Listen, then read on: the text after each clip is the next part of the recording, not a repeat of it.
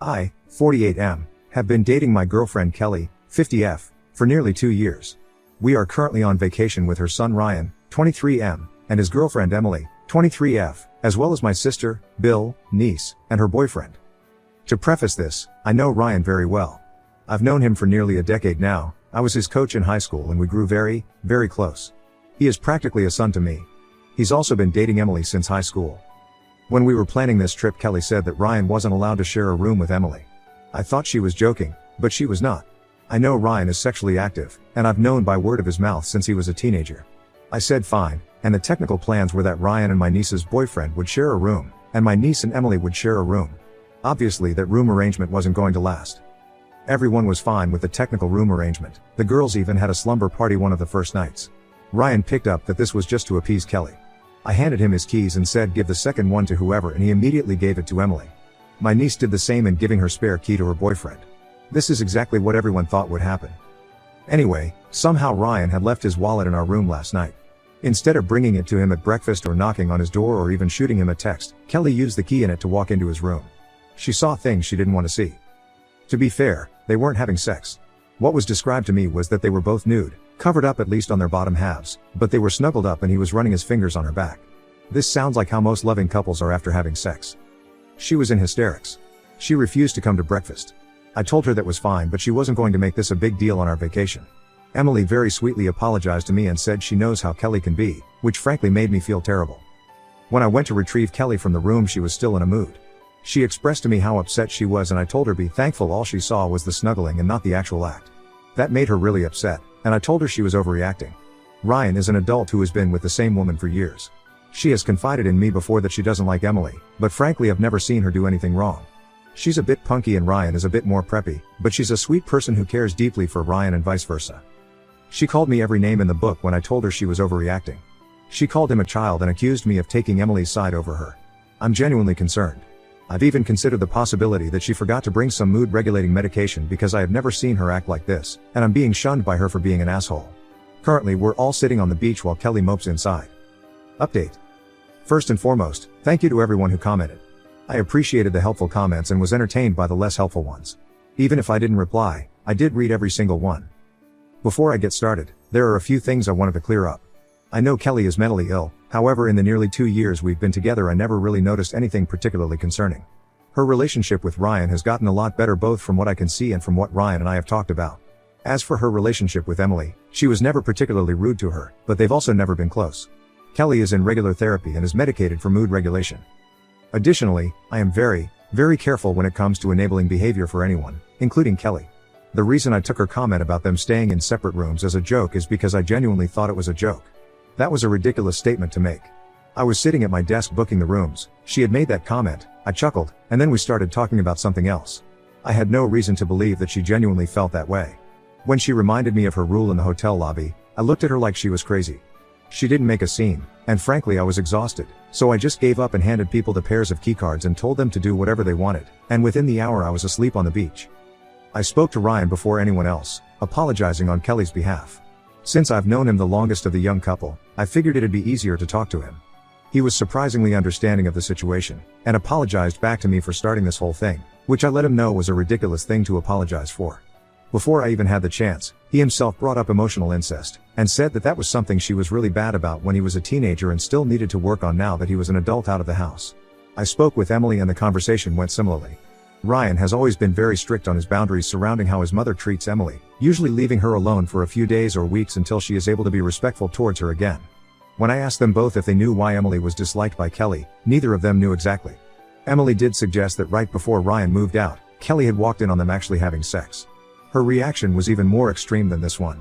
They had just graduated high school, meaning Ryan was about 3 months from 19 and Emily was newly 18. This argument caused him to move in with Emily's family, which according to Ryan was extremely tough for Kelly. That event practically thrust her into needing to deal with her attachment issues and trauma, because Ryan told her he would no longer be in contact with her unless she started going to therapy and working on herself.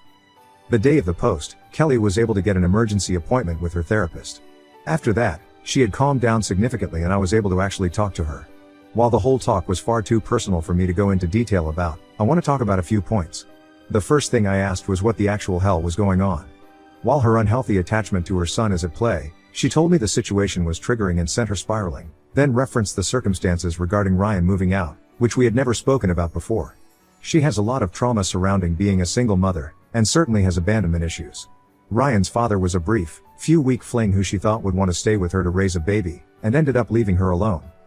I decided to ask her why she disliked Emily. At first she said it was because she was loud-mouthed and had Ryan by the balls. I told her to rephrase in a more productive was, and she said she was opinionated and Ryan would move mountains for her. While I do adore Emily, she is certainly opinionated, but very intelligent and extremely respectful and polite. Additionally, Ryan hangs off of every word she says. He has told me himself that she's always the most interesting person in the room to him.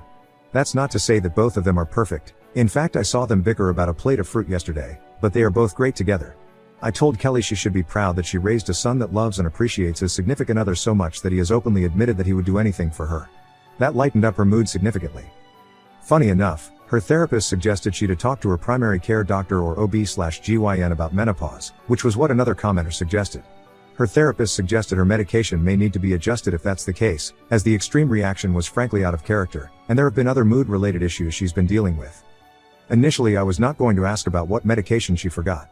As someone who is on antidepressants, whenever I would express rational anger, some toxic people in my life would immediately dismiss it, claiming I haven't taken my meds. I absolutely hate that. With that being said, I decided it was best for me to ask which medication she forgot. To no one's shock, it was indeed a mood-regulating medication. Her sister is joining us for the second week, so she will be bringing her medication. Finally, Ryan and Emily had joined us in a conversation. It was filled with a lot of apologies, a little bit of tears, and a surprising amount of hugging. From what I gather, this is not the first conversation of its kind between the three. One thing that was spoken about was how Kelly ended up with Ryan's wallet in the first place. Ryan is not someone who forgets their wallet, or their keys, or phone, or any other personal item. There was a brief argument about whether or not Kelly took his wallet, but she denied this, and Emily suggested it just fell out of his pocket when he laid on the couch. The biggest topic of conversation was Kelly opening the door with no invitation. She was not able to give a rational reason for doing so, and finally agreed with Emily when she had said that Kelly just wanted to catch them off guard. Ryan also put Kelly in her place as far as boundaries go, which I have seen him to before but am always impressed by, considering I remember when he felt like he had to just let his mom do whatever she wanted so that she was happy. Kelly accepted responsibility and spoke rather openly about her conversation with her therapist, which led to a lot of compassion and understanding from Ryan and Emily. Emily expressed her gratitude for Kelly accepting responsibility, and even suggested they get a drink together. It was generally agreed upon that this entire situation was ridiculous, and that everyone just wanted to enjoy their vacation. Kelly finally gathered herself enough to join us all for our vacation. I feel at ease knowing I can finally, actually relax. Since then our days have been filled with drinks, beach, good food, and naps, and I couldn't be happier. Next story. Husband accused me of baby trapping him and ran away to his parents' house when his friend got baby trapped. But when he found out my baby is a girl, he suddenly wanted to come back. My husband, M35, and I, F32, have been married for 7 years. He lived next door and we just clicked. It was like a fairy tale. One thing I have always thought made our marriage so strong was our friendship with each other and our trust in one another, although now my husband seems to think otherwise. Recently, my husband found out that his friend, Jeff, M34, has been baby trapped. Basically, Jeff's wife, F32, stopped taking the pill and fell pregnant a few months into their relationship, and only came clean after the wedding. Jeff came from a very conservative family, which his wife knew, and so he felt obligated to marry her after the pregnancy. Unfortunately, he also now feels obligated to stay regardless of the clearly messed up dynamic because he feels that he has made a vow and will stick by his wife and child. My husband, for some reason, has been really rattled by this. I am currently 4 months pregnant with our first, and my husband asked me yesterday if I was trying to baby trap him. I first laughed because I honestly thought it was a joke. He was dead serious and doubled down, so I told him that we have already been married for 7 years and a baby was not going to trap him any more than he already is. My husband did not like that answer and said that there was no time limit on baby trapping, and that my intentions were clearly not pure given how I was acting as if his concerns were a joke. He said he had trusted me in the past, but me laughing in his face gave him no reason to trust me now. I did not really know what he wanted or how I was meant to respond, and I said we should talk about this in the morning. Today I woke up and my husband was gone, but I did have a nasty text from his brother, M28, saying that I had forced my husband into this pregnancy, despite it having been a joint decision. My husband is MIA and not responding to calls or texts, and now I am wondering how on earth to go forward. Any advice is appreciated. Update 1. Hey, everyone. I wanted to quickly update everyone who was kind enough to give me some advice. I didn't respond to anyone because my post was locked quite quickly, but I have read every single comment and message. I am very grateful. I realized while I was reading the comments that everyone was right, I wasn't angry enough. My husband had insulted me and our marriage in a very hurtful way, and it just didn't really register for a while. I was so confused and upset that it didn't occur to me to be angry, but I think everything just needed to sink in. In the meantime, I called my best friend, F31, who has been such a rock in my life. She came over with some chocolate, and was furious when she heard. She called her husband, M34, to the house after I had gotten everything out of my system. He is a family lawyer, and he said that he would happily represent me if I wanted to go through with a divorce. This man is a saint, and will draw up divorce papers on Monday. My mill, F66, showed up with my husband in the car not long after my best friend's husband arrived, and she practically dragged him to the door. My mill said that he had showed up at theirs late last night saying that he was certain that I was using the baby to trap him. Fortunately, my mill is a smart woman and absolutely tore him a new one before dragging him to the house today to apologize. My worm of a husband did not look me in the eye the entire time, but said that he was scared about becoming a dad and projected his fears onto me. He said he wasn't sure if he was ready for that kind of commitment, but he will step up, as if he is some kind of hero. I roll. I called him a coward and told him that he should stay with his parents until I'm ready to talk to him.